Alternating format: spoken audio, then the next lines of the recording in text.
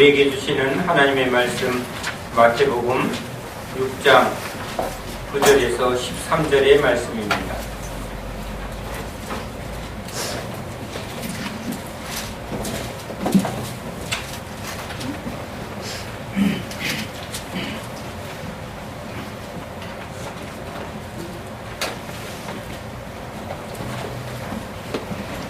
마태복음 6장 9절에서 13절의 말씀을 함께 읽습니다.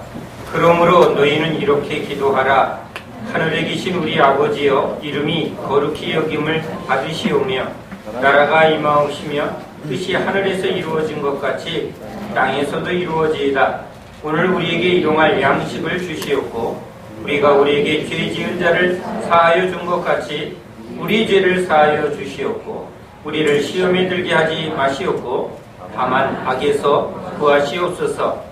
나라와 권세와 영광이 아버지께 영원히 있사옵나이다. 아멘. 할렐루야. 아멘.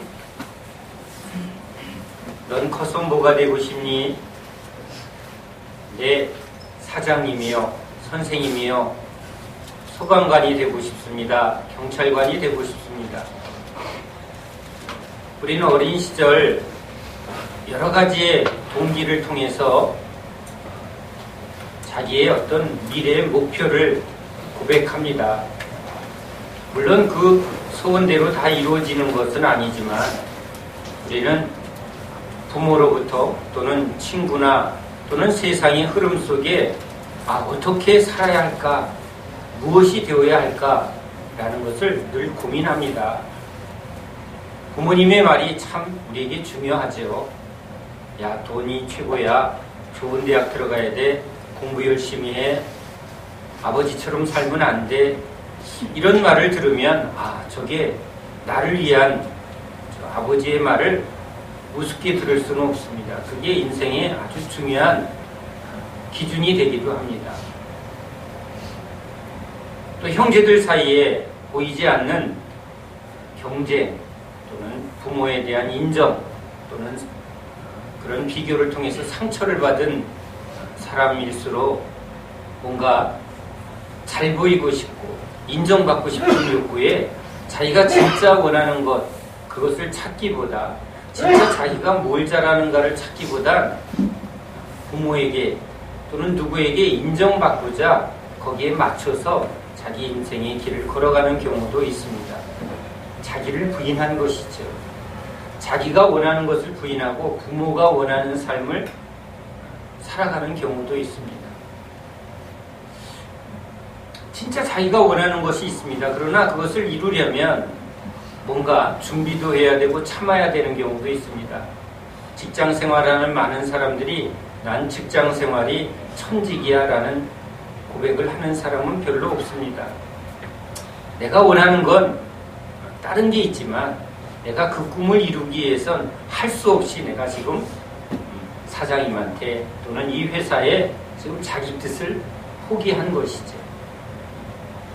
우리 인생은 이렇게 보이지 않게 자기를 부인하는 삶을 다 살아갑니다. 그러나 예수님이 말하는 참된 자기 부인은 무엇일까? 결국은 자기 안에 이렇게 어그러진 자기 뜻을 내려놓고 부모에게 마친 이런 삶을 사는 사람은 결국은 자기 안에서 무너집니다. 자기가 얻고 부모가 원하는 상을 이렇게 추구하면서 실제 안에 자신의 모습과 그리고 드러난 삶이 계속 분리가 되면서 무너지는 삶을 살 수밖에 없습니다. 자기 꿈을 이루기 위해서 뭔가를 포기할 때 그 사람은 두 가지 마음을 품게 되는 것이죠. 내가 지금 당신에게 잘 보이지만 내가 당신이 좋아서 이렇게 하는 게 아니라 내가 지금 약하니까 돈이 없으니까 내가 아부하는 거고 또 당신한테 이렇게 굽신거리는 거지 내가 돈만 있어봐, 내가 힘만 있어봐, 난 내 뜻대로 내가 원하는 대로 살 거야. 우리 세상에 많은 사람들이 이러한 삶을 살아갑니다. 과연 진짜 우리가 원하는 대로 산다는 게 뭘까? 그러면 행복해지는 걸까? 아이가 자기가 원하는 것은 계속 놀이하면서 재밌게 지내는 겁니다. 그런데 아이가 원하는 대로 살면 안 되죠. 부모가 요구합니다. 그렇게 살면 안 돼. 자, 학교에 가자. 또는 이걸 배우자. 이거 하지 마라. 아이는 원하지 않지만 부모가 자기가 원하는 것을 못하게 하는 그것 때문에 이제 조금씩 변화의 길을 걸어갑니다. 술을 좋아하는 사람이 계속 자기가 원하는 대로 술을 먹으면, 도박을 원하는 사람이 계속 도박을 하는 것이 행복이라고, 마약을 하는 사람이 내가 마약할 때가 제일 행복하다고 자기가 원하는 그 욕망으로 가는 게 진짜 행복한 것일까요? 이 자기 부인은 참으로 중요합니다. 내가 원하는 대로 살고 싶어하는 우리 욕망이 바른 욕망인지, 바른 목표를 추구하는 것인지, 또는 그것이 어그러진 것인지 과연 누가 다 알 수 있을까요? 어린아이에게 지금 이 놀이, 자기가 좋아하는 이 장난감은 전부입니다. 그것처럼 중요한 게 없습니다. 그런데 그 아이에게 그게 전부가 아니라고 아무리 얘기한다고 알아들을까요?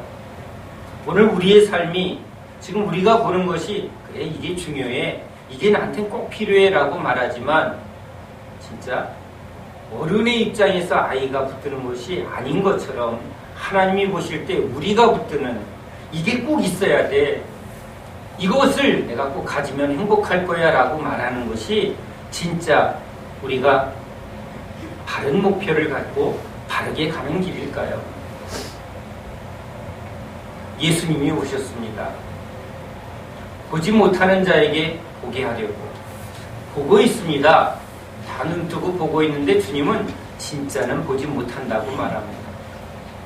아이가 지금 내가 가지고 있는 이 장난감, 내가 좋아하는 이 놀이가 그 아이가 제일 좋다고 말하는 것이지만 더 큰 것을 아직 보지 못합니다. 보아도 보지 못하죠.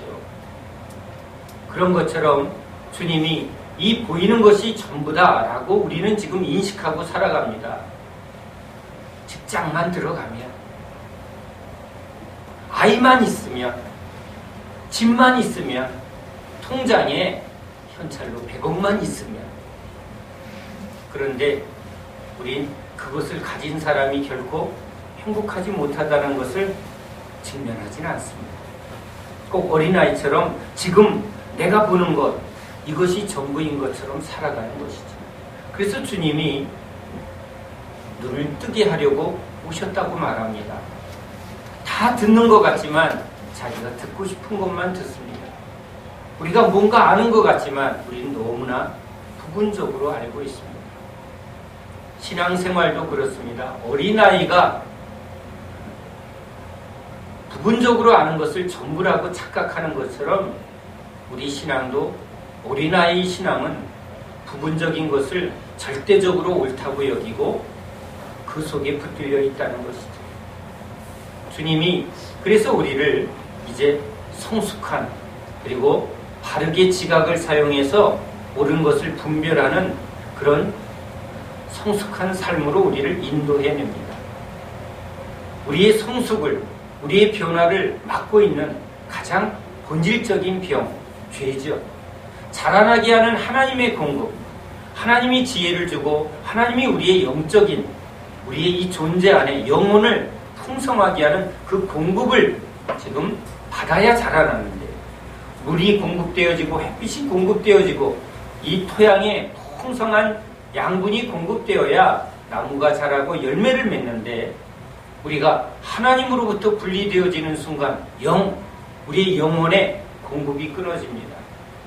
부분적인 지식으로 우리가 어른인 것처럼 자라나지만 우리가 그런 육신의 어른으로 이 천지를 지으신 이 세계와 그리고 보이지 않는 이 하나님의 나라, 이것을 모르고 보여지는 것이 전부인 것처럼 열심히 살아갑니다. 실제 성경은 우리에게 단순하게 그 진리를 가르칩니다. 노아에게 홍수 심판을 얘기합니다. 그러나 사람들은 그것이 믿어지지 않습니다. 왜? 지금 아무 일 없습니다. 우리도 지금 아무 일이 없습니다. 전쟁이 일어나기 전, 6.25 전쟁이 일어나기 전 사람들은 전혀 전쟁을 준비하지 않고 있습니다. 여러 가지 경고가 들려와도 아무도 준비하지 않았습니다. 아마 우리에게도 또 그런 일이 찾아올 것입니다. 건물에 금이 가고 있어도 오늘 안전하면 우린 오늘, 내일 괜찮을 거라고 착각하는 존재입니다. 하나님이 노아에게 이제 심판이 있을 거라고 말했지만 사람들은 그 말을 믿지 않고 애 낳고 결혼하고 집 짓고 그렇게 살아갑니다. 오늘도 똑같은 일이 일어납니다. 아니, 믿는 우리들에게도 주님이 곧 오신다. 여태 안 왔으니까 안 올 것 같지. 아니, 우리가 주님한테 가고 있는데 우린 영원히 살 것처럼 전혀 준비 안 합니다. 진짜 신기합니다. 한 끼 굶으면 그 한 끼의 식사를 위해서 벌써 준비하는 게 인간인데 당연히 우리 죽음이 눈앞에 있음에도 불구하고 진짜 죽음을 준비하는 사람은 찾아보질 못합니다. 우린 진짜 뭘 알고 있을까? 성경은 노아의 홍수 심판 때에 사람들이 전혀 믿지 않고 심판 앞에 속절없이 다 죽었다고 말합니다. 그 일이 지금 우리에게도 계속 일어납니다. 우리는 부분적인 것을 보며 또 눈에 보이는 것이 전부인 것처럼 살아갑니다. 이렇게 부분적으로 그리고 눈에 보이는 그리고 세상으로부터 또는 사람으로부터 받는 이런 것들이 지금 우리를 형성하고 우리 삶을 이렇게 하나하나 살게 하고 있습니다. 그런데 이게 진실이 아니라는 것을 이걸 인정할 때 내가 가진 정보, 내가 가진 지식, 내가 가진 경험 이것으로 판단하는 것이 아니다라는 이 바른 인식이죠. 내 것이 아닐 때 이것을 아는 분, 진짜 모든 것을 아는 분, 오직 우리 하나님이 보내신 예수님이죠. 예수님의 말씀만이 참입니다. 예수님이 나를 나보다 잘 아시고 나의 끝을 아시고 우리 인간을 이 모든 세계를 어떻게 달려갈지 어떻게 될지를 아는 분, 그분이 내 인생의 계획이 되어야 하고 내 인생의 미래가 되어야 하죠. 내 뜻대로 살고 싶고 내가 원하는 대로 살고 싶은, 그래서 그 꿈을 이룬다고 열심히 달려가는 사람, 야, 저 사람은 성공했어. 근데 그 성공이 진짜 성공일까요?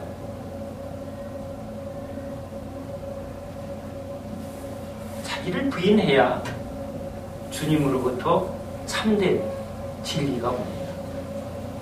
예수님을 따라가는 베드로에게도 꿈이 있습니다. 어부로 컸으니 아버지가 어부고 더 좋은 어부, 친구들과 비교하면 배도 더 많고 어디 가면 고기가 잘 잡히는지를 잘 아는, 야, 저 실력이 있어, 능력이 있어, 벌써 배가 몇 척이야. 이게 베드로의 꿈일 수도 있죠. 그 베드로가 이제 어부에서 이제 도심 쪽으로 나아보게 되면, 야, 어부만 산 게 아니구나. 더 큰, 더 좋은, 넓은 시골에서 살다가 이제 도시로 온 사람들, 좁은 세계, 그 뻔한 부모의 삶, 또 자녀의 삶, 그것이 계속 반복되어지는 그런 좁은 삶에서 도시 안에서, 아니 외국에까지 나가서 넓은 세계를 보면서 자기의 꿈을 피려고 그렇게 사는 우리 이 세상살이. 그런데 주님이 오셔서 베드로에게 말합니다. 너는 사람 낚는 어부가 되게 하리라. 그 말이 과연 무슨 말인지 알았을까요? 몰랐습니다.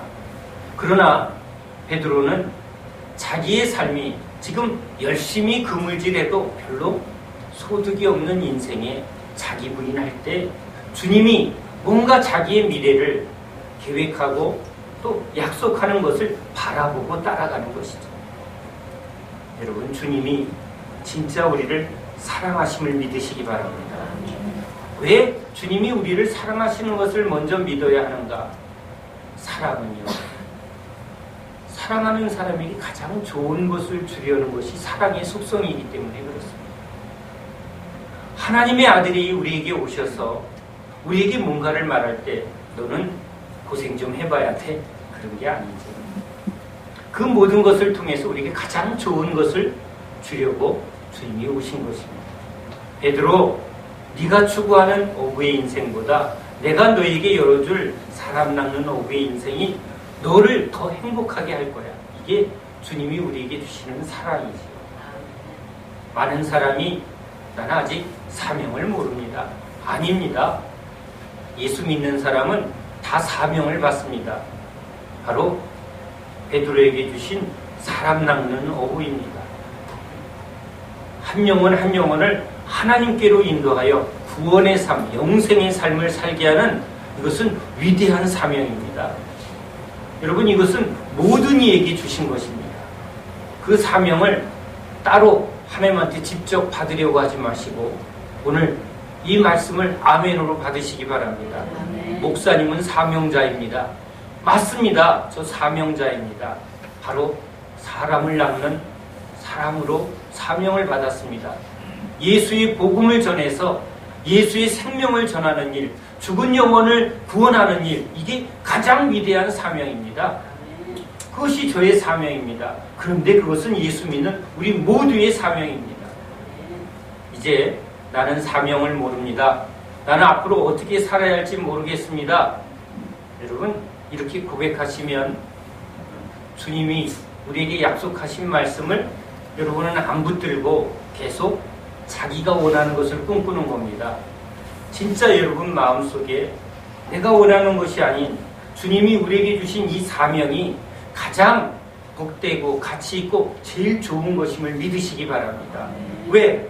주님은 이 말씀을 통해서 베드로가 주님의 말씀을 믿고 따라갔을 때 진짜 베드로가 얼마나 기뻐하고 행복했는지를 우리에게 보여주고 있습니다.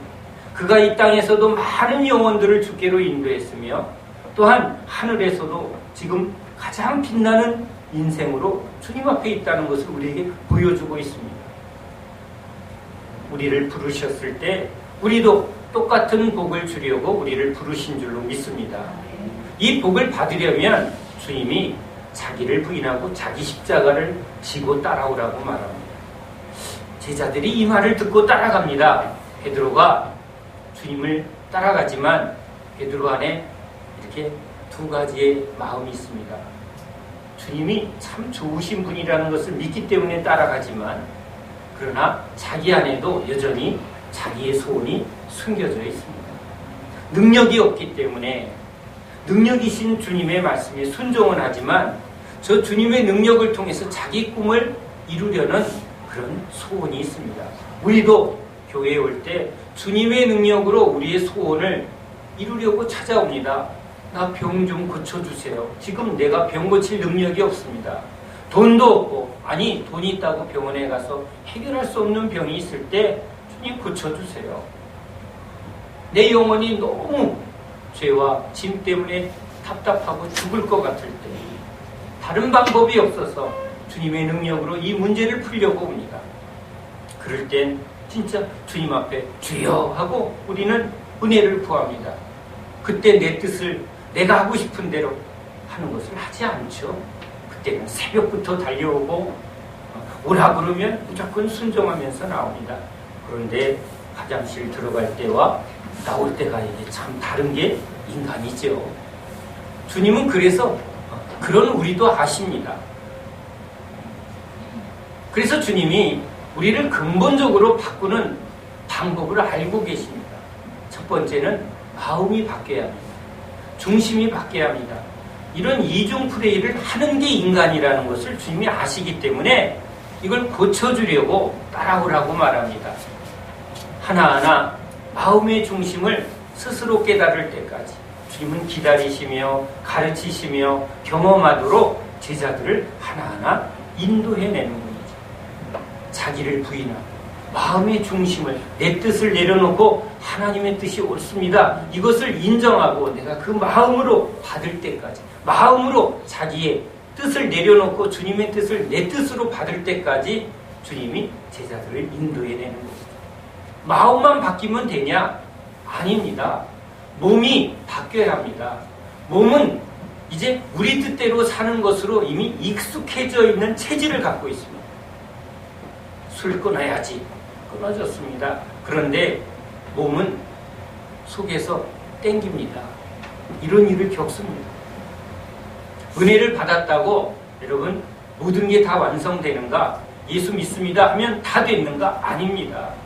이제 이것이 내 마음의 변화가 이제 내 육신까지 체질화될 수 있도록 이제 하나하나 믿음의 길을 걸어가야 합니다. 그래서 주님이 예수 믿고 다 천당 간다 이렇게 말하지 않고 예수를 너희 나를 믿고 따라오너라. 이제 저 주님 나라에 완전하게 이룰 때까지 주님이 우리를 끝까지 책임져 주겠다. 이게 주님의 복음입니다. 우리는 완전하지 않습니다. 그러나 주님은 완전한 데까지 만드시자고 우리를 인도해내는 분입니다. 저 새하늘 새 땅에 완성된 나라에서 온전하게 우리를 완성하실 분임을 믿으시기 바랍니다. 그래서 끝까지 믿어야 합니다. 믿음은 끝까지입니다. 중간에 믿음을 버릴 수도 있습니다. 그래서 주님을 믿으면 끝까지라는 이 믿음의 온전함을 요구합니다. 그래서 날마다 자기를 부인하고 내 뜻을 내려놓고 주님의 뜻이 옳습니다. 주님이 진짜 나에게 제시하는 것이 나를 가장 잘 알고 또한 그것이 진리이고 그것이 참임을 내가 인정합니다. 회개, 내 마음을 돌이켜 하나님의 뜻 앞에 내 뜻을 복종하는 일, 이게 마음의 변화죠. 그리고 몸을 변화시키기 위해선 자기 십자가를 져야 합니다. 여러분, 십자가는 그냥 짐을 지는 게 아닙니다. 십자가는 죽음입니다. 주님도 죽기까지 몸을 하나님 앞에 복종했다는 것입니다. 우리가 십자가를 진다는 말은 주님의 주권과 주님의 말씀 앞에 내 몸을 죽기까지 복종하겠다는 복종의 고백입니다. 군인들이 돌격하면 그 돌격의 명령 앞에 죽기까지 달려갈 때 몸이 지금 달려가야 합니다. 입으로 돌격하고 가만히 있으면 돌격이 아니죠. 마음은 원이로되 육신이 따라가지 않는 경우가 이게 우리의 연약함입니다. 그래서 주님이 십자가를 져라, 죽기까지 순종하라. 순종의 훈련을 지속적으로 합니다. 결국은 베드로는 주님을 따라가면서 자기 부인과 자기 십자가를 통해서 자기가 어떻게 변화됐는가를 경험하게 됩니다. 그것이 주님의 솜씨죠. 주님이 우리를 바꾸십니다. 너희들은 죽고자 하고 나는 너희들을 의로 믿음으로 살게 하려고 왔다는 것이죠. 우리를 체질을 알고 기질을 알고 우리의 모든 상황을 아시는 주님이 주님의 모든 능력과 지혜로 우리를 바꿔주심을 믿으라는 것이죠. 자, 그래서 주님이 이제 그렇게 살게 하려고 가르치시는 말씀, 주기도문입니다. 기도, 이 기도를 통해서 우리가 주님의 지속적인 공급을 받으라는 것입니다. 자, 주님이 우리에게 주시는 그 은혜는 무엇일까? 기도를 통해서 우리는 주님의 능력을 경험합니다. 다윗의 자손 예수여 부르짖습니다. 부르짖는 기도를 통해서 주님의 능력이 경험되어집니다. 기도는 주님과의 참된 연합입니다. 기도를 통해서 주님은 응답하시기 때문에 그렇습니다. 자, 오늘 주님이 이렇게 기도하라, 이 말씀 속에 이렇게 하라는 의미가 뭘까요? 왜 이렇게 기도하라고 할까요? 여기는 두 가지가 함께 갑니다. 주님의 말씀은 이제 우리가 그 말씀대로 하면, 그렇죠? 순종하면, 이렇게 기도하면 주님이 이렇게 되게 하시겠다는 게 이렇게 기도하는 사람으로 바꿔주시겠다는 거죠. 믿음은 바라는 것의 실상이죠. 사람 낚는 어부가 되게 하리라. 자, 이것을 붙들고 가면 주님은 그 말씀대로 되게 합니다. 눈 뜨고자 하느냐? 예, 눈 뜨고자 합니다. 무엇을 원하느냐? 눈 뜨고자 합니다. 지금 나는 눈을 안 뜨고 있습니다. 그러나 눈 뜨는 것을 바라볼 때 주님이 그 바라보는 선포대로 이루시는 것처럼 이 기도는 우리가 이렇게 되길 바라는 것이 있고 또 이렇게 되는 것을 믿으라는 것이죠. 이렇게 기도하라. 어떻게 기도합니까? 하늘에 계신 우리 아버지. 부모로부터 우리는 생명을 받은 줄 알았습니다. 당신의 부모는 누굽니까? 예, 우리 아버지는, 우리 어머니는. 우리는 거기서 영향을 받고 자랐습니다. 그런 기대를 받고 큽니다. 그런 교육을 받고 큽니다. 그런데 이제 우리를 지으신 것은 육신으로는 부모를 통해서 왔지만 생명은 하나님께로 온, 이게 진리죠. 육신의 부모를 부정하라 이러는 것은 아닙니다. 분명히 육신을 통해서, 부모의 육신을 통해서 감사하죠. 그러나 생명은 부모가 준 게 아니라 하나님이 주신 거죠. 도대체 이 부모를 통해서 이 땅에 생명을 주신 그 본질이 삼신 할머니가 정치한 게 아니고 하늘 아버지가 나의 생명이 우리 하나님께로 왔구나. 진리를 아는 것이죠. 그러면 나를 이 땅에 보내신 하나님의 뜻이 무엇인가? 부모의 소원보다 더 본질적인 내 인생의 목적은 바로 하나님께 있다는 것을 지금 깨닫게 합니다. 죄로 인해서 죽은 우리를 이제 하나님을 알게 하는 것, 이게 예수님이 우리에게 주신 은혜죠. 주께로 돌아가서 회개하여 주 예수를 믿으면 하늘 아버지가 나의 생명이고 하늘 아버지가 나의 모든 생명, 모든 인생을 책임져 주는 분이시구나. 이 믿음은 우리에게 너무나 중요합니다. 여러분, 인간은 뭔가 내가 가진 것으로 삶을 사는 존재입니다. 돈 떨어지면 모를까요? 알까요? 돈 떨어지면 마음이 압니다. 손이 아는 게 아니라 내 마음이 벌써 계산이 됩니다. 돈 떨어졌네. 이 끈 떨어진 것처럼 돈 떨어지면 몸이 반응합니다. 그런데 떨어졌을 때 우리는 이 떨어진 것을 해결하려고 찾습니다. 뭘 찾죠? 통장을 찾고 또 숨겨놓은 돈이 있나 찾습니다. 아니면 든든한 우리 부모님이 든든한가, 전화하면 언제든지 통장에 입금해주는 부모가 있다면 돈 떨어졌을 때 조마조마 안 합니다. 이게 실체입니다. 우리는 이렇게 실존적으로 여러분 떨어지면 붙드는 존재입니다. 예수님은 우리가 그렇게 끈 떨어진 연처럼 이제 누가 나를 보호해주고 책임져 줄 게 없을 때 우리는 뭘 붙들죠? 돈을 붙듭니다. 돈이 나의 신입니다. 나의 능력입니다. 이게 실존이죠. 그런데 예수를 믿으면 이제 이 돈이 실체인 것처럼 진짜 하늘 아버지가 나의 공급이고 나의 보호자고 나의 책임자라는 것을 경험하게 합니다. 이것을 믿어지게 하는 분, 예수 그리스도인 줄 믿습니다. 왜냐하면 죄는 하나님과의 단절이죠. 여러분, 아무리 부자여도 부모와 자식 간의 의가 끊어지면 천하도 못합니다. 해봐야 네 인생 네가 알아서 해. 부모와의 관계가 끊어지면 여러분 공급이 있을 수 없습니다. 화목해야 아버지 왜 뭐가 필요하니? 부모가 먼저 얘기하죠. 너 무슨 일이 있구나. 목소리만 들어도 금방 아는 게 이게 부모의 마음이죠. 그런데 여러분 하늘 아버지와 우리와의 참된 관계, 죄로 막혀있죠. 관계가 끊어진 우리를 다시 화목하게 만드신 분 예수님이죠. 그래서 우리가 담대히 아버지, 그러면 주님이 벌써 알죠. 그래, 너 무슨 일이 있는지 내가 안다. 그래, 너의 필요는 걱정하지 말고 너 요즘 어떻게 지내니? 여러분 이게 아버지의 마음이죠. 하늘에 계신 우리 아버지 돈 떨어졌어요? 이게 중요한 게 아니라 언제나 나의 삶을 붙들어 주시고 나에게 참된 진리의 길로 인도하시는 분, 나를 참 나되게 만드시는 그 하나님의 사랑, 아들을 나에게 아끼지 아니한 아버지의 사랑 앞에 내가 있으니 두려울 게 뭐가 있겠어요? 세상에서 든든한 현찰, 그거보다 더 안전한 나의 반석이죠. 은행에 돈 있다고 안전합니까? 아닙니다. 은행 문 닫을까봐 걱정됩니다. 실제입니다. 세상 사람들은 다 이렇게 실제 갖고 하는데 예수님도 하나님이 나의 진정한 보호자요, 반석이요, 능력이라는 실체로 오셨습니다. 예수 믿으면 이게 실제로 오는 것임을 믿으시기 바랍니다. 걱정이 안 되네요. 안 되는 은혜죠. 주님이 우리에게 그러한 존재의 변화를 주십니다. 새 생명의 역사. 이전 것은 지나갔으니 그래요. 세상 붙들고 돈 붙들고 부모 눈치 보고 부모님 뭐 없나? 이게 우리의 실존입니다.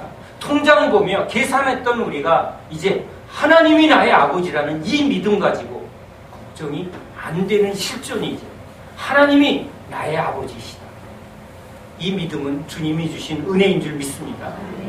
돈 떨어지면 통장 계산하듯이 문제 생기면 우린 주님을 찾는 주님의 백성임을 믿습니다.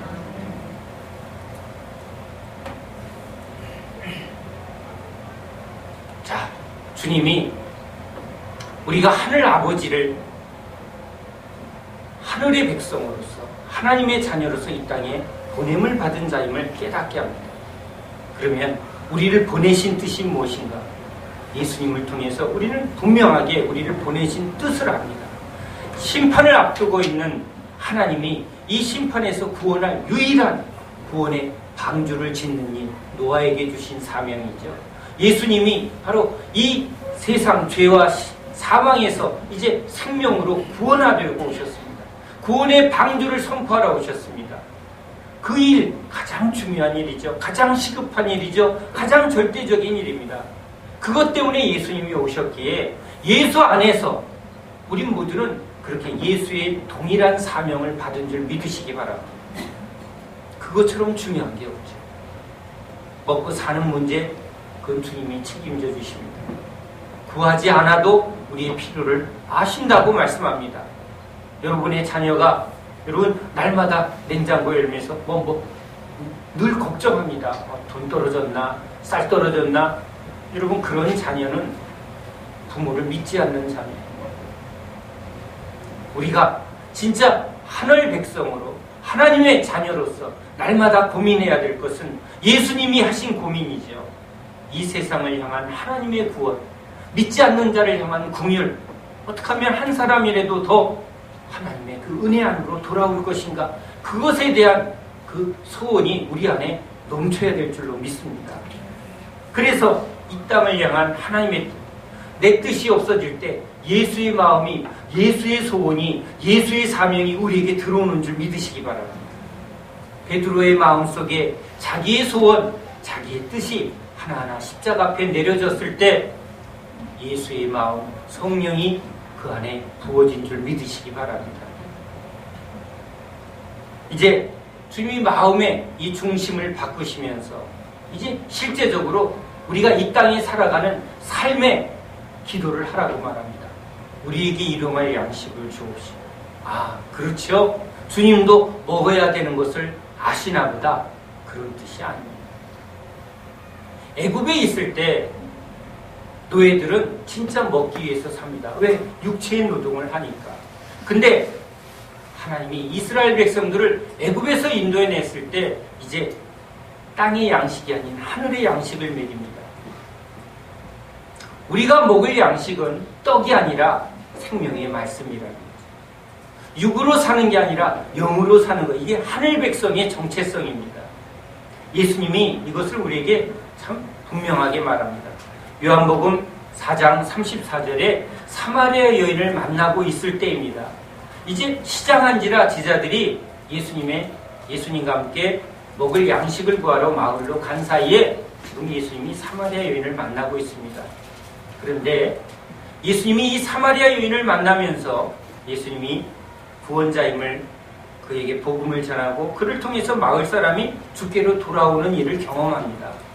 그 사이에 제자들이 옵니다. 아, 주님 시장하셨죠? 하고 먹을 것을 내놓으려고 할 때 주님이 말합니다. 나는 내가 먹을 양식을 가졌다고 말합니다. 아니, 양식이 지금 떨어져서 먹을 거 사왔는데 주님 무슨 말이에요? 나의 양식은 나를 보내신 이의 뜻을 행하며 그 일을 온전히 이루는 이것이니라. 굉장히 어려운 얘기를 하는 것 같습니다. 아니, 주님 점심을 거르셨는데 지금 여기 김밥 드셔야죠 이러는데, 나는 김밥으로 사는 게 아니라 내 진정한 양식은 나를 보내신 이의 뜻을 행하며 그 일을 온전히 이루는 이것입니다. 지금 이 사마리아 여인을 통해서 이 마을을 구원하는 그 일을 위해서 주님은 오셨고, 그 일을 하려고 할 때 누가 도우신다고요? 하나님이 성령으로 역사하실 때 세상이 주지 못하는 이 하나님의 놀라운 사랑과 은혜는 그의 심령을 풍성하게 하고 넘치게 한다는 것입니다.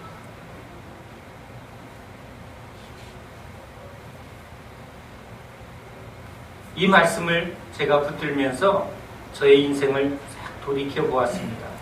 언제가 내가 제일 좋았을까? 물론 내 죄를 사해 주시는구나, 그것도 기뻤습니다. 회개의 영이 임하고 성령이 임할 때 말할 수 없는 기쁨이 있었습니다. 그런데 그러한 특별한 체험은 어떻게 보면 내가 알지 못하는 체험이 있습니다. 도대체 이게 뭐지? 그리고 나서 하나하나 그 과정을 결국 이렇게 가면서 그게 주님이 주신 거구나 라고 조금씩 깨달아가는 은혜였습니다. 그런데 그러한 체험과 그러한 과정보다 제 마음속에 가장 제가 행복한 때가 언제였는가 하나하나 다 계산해 보니 제 마음속에 우즈벡에서의 집회 기간이었습니다. 첫 해외 선교에 나갔습니다. 두려웠습니다. 떨렸습니다. 중요한 일입니다. 그런데 아침부터 저녁까지 진짜 하나님이 저를 감동해서 말씀을 증거하는데 제가 도대체 꿈 같은 시간을 보냅니다. 너무 육신은 과했는지 입술이 다 터졌는데 제 영혼은 너무너무 기쁩니다. 시간이 어떻게 지나가는지도 모르겠고, 왜? 내가 하는 게 아니라 하나님이 일하는 것을 이렇게 충만하게 본 경험이 없습니다. 너무 좋아서 제가 돌아온 그 주간에 오후 예배 때 똑같은 은혜를 하나님 앞에 구하며 오후 예배를 시작했습니다. 그런데 그 은혜를 주지 않습니다. 그곳에 목마른 영혼을 향해서 하나님이 저를 통해서 일하실 때 주님께 붙들려서 주님의 뜻을 행하고 주님의 일을 온전히 행할 때 그것이 저에게 가장 큰 기쁨이었습니다. 다른 곳에서도 복음을 증거하는 일, 즉 생명을 구원하는 이 아버지의 뜻을 행할 때 진짜 배고프지도 않습니다. 지치지도 않습니다. 육신을 입고 있으니까 끝나고 나면 뭔가 힘듦이 있죠. 그러나 내 영혼이 얼마나 보람이 있고 얼마나 기쁜지요. 이전에 그 어떠한 것과도 비교할 수 없는 그 기쁨을 이 주님의 뜻을 행할 때, 주님의 일을 온전히 이루시는 성령님께 붙들릴 때죠. 주님이 이렇게 살게 하려고 나를 구원하셨구나. 베드로가 우리에게 그렇게 말할 겁니다. 고기 많이 잡을 때보다, 배 샀을 때보다 내가 진짜 복음을 증거했을 때 3,000명이 회개합니다. 그 죄에서 구원받은 영혼들이 기뻐하는 모습을 볼 때 나는 가장 기뻤다. 진짜 허무하게 끝날 인생이었는데 어떻게 내 인생을 이렇게 바꿔주셨을까? 놀라운 꿈 같은 인생입니다. 죽어도 좋습니다. 우리에게 그 예수님을 자랑했을 겁니다.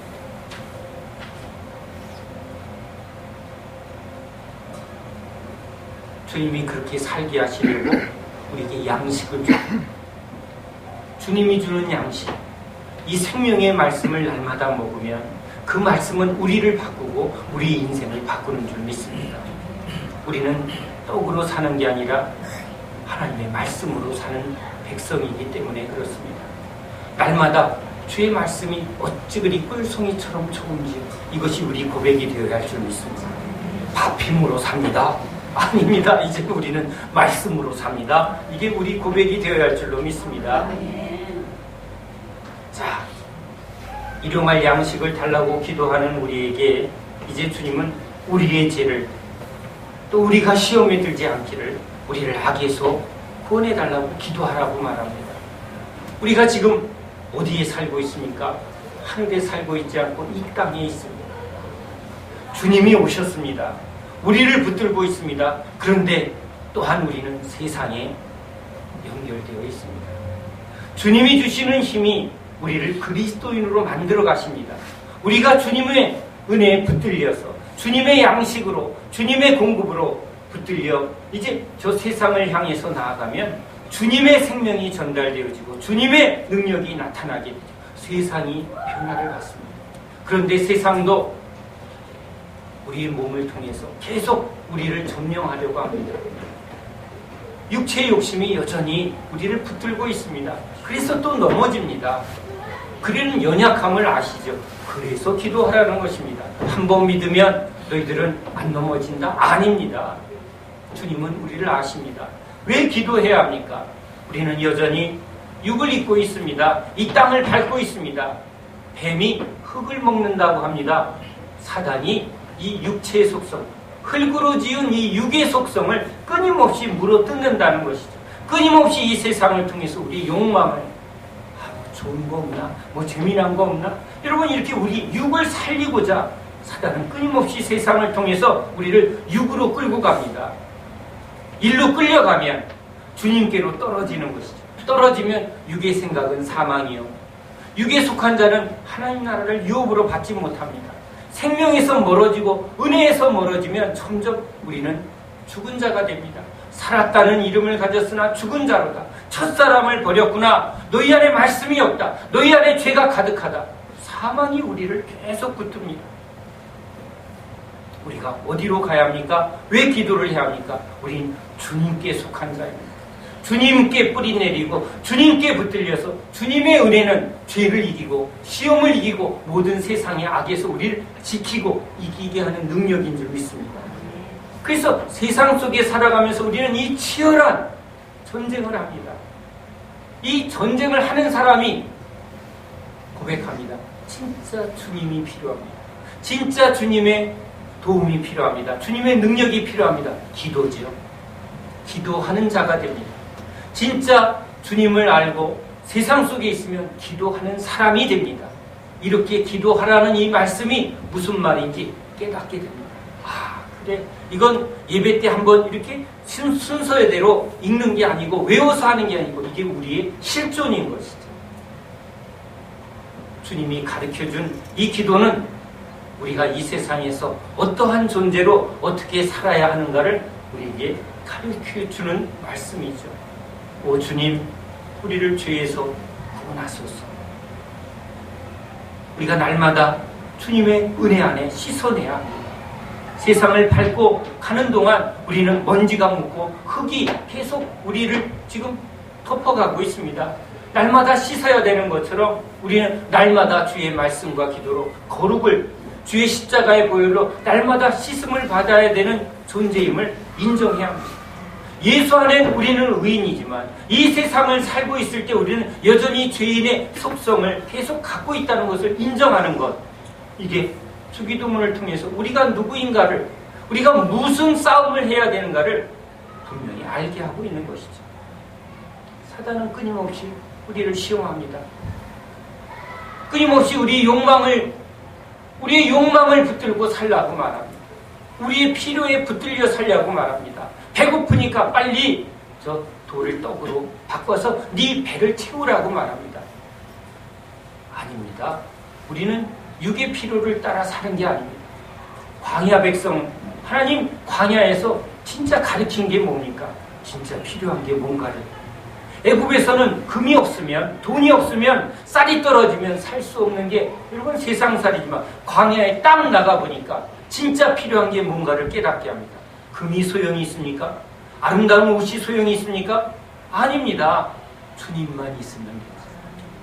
주님이 나의 필요의 전부라는 것을 깨닫게 합니다. 예수만 있으면 만족합니다. 예수 있으면 다 있습니다. 이걸 깨닫게 하는 것, 여러분 이게 주님이 광야에서 우리에게 가르쳐준 것입니다. 우린 이 기도를 통해서 진짜 우리가 하늘 백성이라는 것, 이 세상은 나그네 길이라는 것, 이 세상은 진짜 흙먼지로 돌아갈 곳이라는 것을 깨달으면 뭔가 붙들어야 되고 뭔가 있어야 되고 세상을 통해서 육신을 통해서 끊임없이 우리는 뭔가를 또 소유하려고 허탄하게 시간과 에너지를 다 낭비합니다. 열매 없는 일에 인생을 허비하게 만듭니다.